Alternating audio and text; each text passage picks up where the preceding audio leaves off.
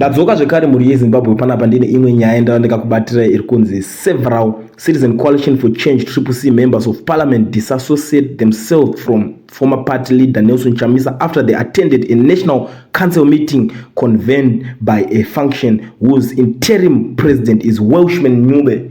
Right, pane timu rakawanda randiri kuona panapa rakano attend this green yakanoitwa paizobvisa face yaChamisa pa logo reparty yavo.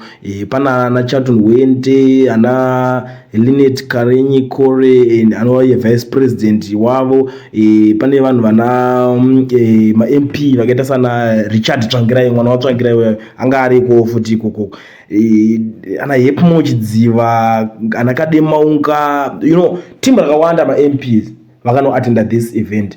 Ende vanhu vakawanda vakataka kutojambuka kuti zvatoita mese tabva kuti muri vekupenga mese because isusu takaitera Badalona Citizen Coalition for Change tichibva kuMDC because of Nelson Chamisa nekuda kwe the same problem iyoyo yakaitika ikunzi ana Kupe Ngonzora ndo vakasara vachizotese vachirana chinhu chiya chinonzi MDC-T. Saka vakabva vatera kuCitizen Coalition for Change vachiti kuna Chamisa ndobva vasvikirana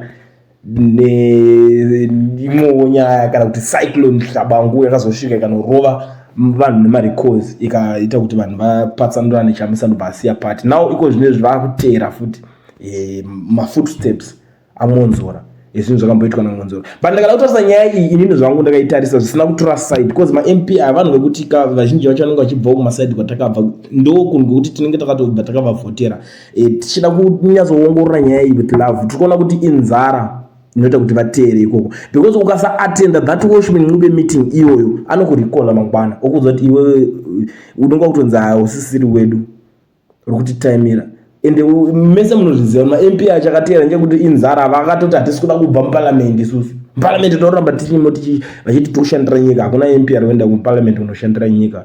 It's a lie.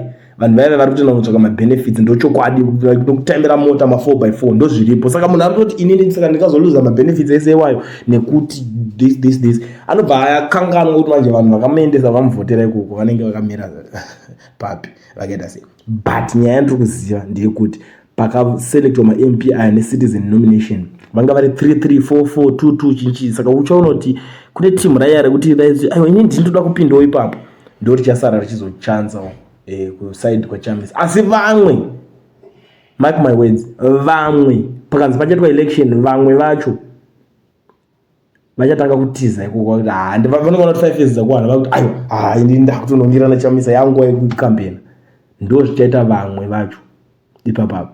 But zvamanje vari kunzi vakaignore kana kuti vakasiya Chamisa vachitotera Welshman Ncube.